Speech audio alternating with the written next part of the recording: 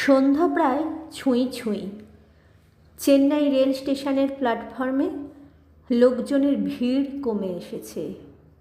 Office ফেরত মানুষজনের হাওয়ায় ভেজা মুখগুলো একটু একটু করে মিলিয়ে যাচ্ছে রাতের আঁধারে। আমি স্টেশনের এক কোণায় বসে আছি, ব্যাগে একটা পুরনো নোটবুক আর হাতে ধরা মোবাইল ফোনে অফলাইনে পড়া চলছে। মনটা বেশ ক্লান্ত, কারণ সকাল থেকে 4টে ইন্টারভিউ দিয়ে মাথার মধ্যে এখন ঘুরছে, আমরা পরে জানাবো, দেখা হবে, আপনার প্রোফাইলটা ভালো কিন্তু ইত্যাদি বাক্যগুলো। হঠাৎ করেই পাশের বেঞ্চে কেউ বসল, খুব আস্তে, যেন কাউকে বিরক্ত না করে। চোখ তুলে দেখলাম বয়স আন্দাজ 13-14 বছর, পাতলা গড়ন, ছেঁড়া গেঞ্জি আর হাফ প্যান্ট পরে বসে আছে। হাতে একটা মাটির কাপ, ধোঁয়া উঠছে।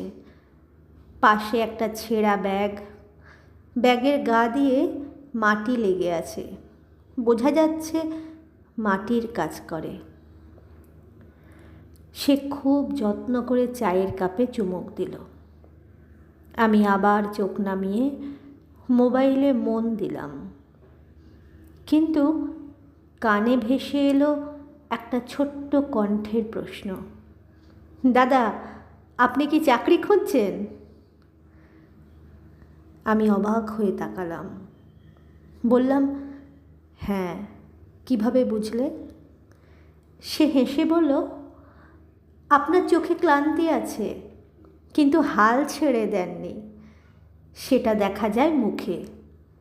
আমি অনেককে দেখি এখানে বসে কাঁদে, আপনি শুধু গভীরভাবে তাকিয়েছিলেন। আমি চুপ করে গেলাম। এভাবে কেউ বোঝে? সেটা ভাবিনি। ছেলেটা বলে গেল, আমি আগে ট্রেনের ভেতর ঝাড়ু দিতাম, কাগজ কুড়াতাম, এখন মা অসুস্থ, তাই স্টেশনে চা বিক্রি করি। এই প্ল্যাটফর্মটা আমার দোকান, দিন শেষে 1-2 কাপ বেঁচে যায়, সেগুলো দিয়ে আমি আমার মতো মনের মানুষ খুঁজে নিই। আমি জিজ্ঞেস করলাম, আমার মতো মানে? সে হেসে বলল, যারা হারেনি, শুধু একটু সাহস আর 1 কাপ গরম চা পেলে আবার উঠে দাঁড়াবে। আমি হাসলাম, চোখ ঝাপসা হয়ে এলো। ছেলেটা তার ব্যাগ থেকে পুরনো প্লাস্টিকের কৌটোয় রাখা বিস্কুট বের করলো। নিন দাদা, খেয়ে নিন, আপনি তো আমার অতিথি, আমার দোকানে এলে কিছু না খেয়ে যাওয়া যায় না। আমার গলা আটকে গেল। আমি 1 কাপ চা আর 3টে বিস্কুট হাতে নিয়ে বসে রইলাম, যেন কোনো রাজকীয় আপ্যায়ন। এই বয়সে ছেলেটা শিখে গেছে আতিথেয়তা মানে কি, মানবতা মানে কি। আমি ভেবেছিলাম আমি বড় মানুষ, কিন্তু সেদিন একটা ছোট্ট ছেলের সামনে নিজেকে খুব ছোট মনে হয়েছিল। চা শেষ করে যখন উঠলাম, তখন বললাম, তোর নাম কি? সে বলল, রাজু। আমি বললাম, রাজু, যদি একদিন আমি চাকরি পাই, তোর দোকানে চা খেতে আবার আসব।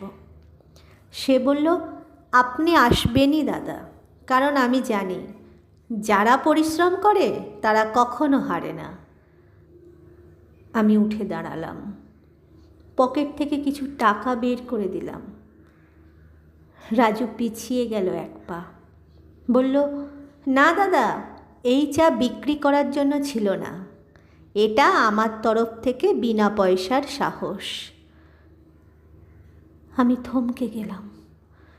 তখনও বুঝিনি এই ছোট্ট ছেলেটার মাঝে আমি আমার সবচেয়ে বড় শিক্ষককে খুঁজে পেয়েছি। রাজু পকেট থেকে একটা পুরনো কাগজ বের করে বলল, এই কাগজটা রাখেন, এটা আমার সৌভাগ্যের চিহ্ন। যেদিন আমি প্রথম চা বিক্রি করে একটা টাকা আয় করেছিলাম, সেদিন যে চিনি চা বানিয়েছিলাম তার রেসিপি লেখা। আপনি রাখুন, চাকরি পেলে অফিসে এই রেসিপি চা বানিয়ে খেতে পারবেন। আমার কথাও মনে পড়ে যাবে তখন। আমি হাসলাম, আবার চোখে জল এলো, কিন্তু এবার তা ক্লান্তির নয়, ভরসার জল, সাহসের জল। সেদিন রাতে আমি বাড়ি ফিরলাম। বাতাসে ছিল আর্দ্রতা, কিন্তু মনটা হালকা ছিল। বিছানায় শুয়ে থাকতেই রাজুর কথাগুলো কানে বাজছিল, যারা পরিশ্রম করে তারা হারে না। এরপর কেটে গেল 2 মাস। একদিন বিকেলে আমি একটা ইন্টারভিউ দিয়ে বের হচ্ছিলাম। পকেটে মুঠোফোনটা বেজে উঠল। অপরিচিত নাম্বার। ধরা মাত্রই শুনি, হ্যালো, শুভ ঘোষ, আপনাকে আমাদের টিমে স্বাগত জানাচ্ছি, আপনি নির্বাচিত হয়েছেন। আমি থমকে গেলাম। চোখ বুজে রাজুর মুখটা মনে পড়ল। পরদিন আমি ঠিক সেই প্ল্যাটফর্মে ফিরে গেলাম। রাজু এখনও আছে। তার চায়ের দোকানের সামনে আজ কয়েকটা ছোট চেয়ার আর 3-4 জন কাস্টমার। সে এখন আরও পরিপাটি, গলায় একটা ছোট্ট তোয়ালে ঝুলছে। আমাকে দেখে সে ছুটে এলো, দাদা, চাকরি পেয়েছেন না? আমি হেসে বললাম, হ্যাঁ রাজু, আর তোর দেওয়া রেসিপি দিয়ে অফিসে সবাইকে চা বানিয়ে খাওয়াবো। ছেলেটার চোখ টলমল করছিল, কিন্তু সে কাঁদল না। সে শুধু বলল, তাহলে আজ আপনি চা খাবেন না, আমি খাবো। আপনি খাওয়াবেন, কারণ আজ আমি আপনার অতিথি। আমি মাথা নাড়লাম, বললাম, না রাজু, তুই শুধু অতিথিই না, তুই আমার অনুপ্রেরণা। জীবনে অনেক শিক্ষক আসে, কিছু বইয়ের পাতায়, কিছু ক্লাসরুমে, কিন্তু কিছু শিক্ষক আসে প্ল্যাটফর্মের ধুলায় দাঁড়িয়ে 1 কাপ চায়ে ভর করে কাঁধে জীবন বয়ে।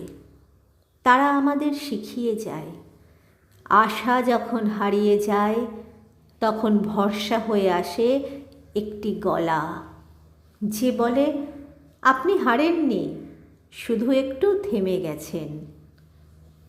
এবং সেই গলাটিই হয় জীবনের টার্নিং পয়েন্ট।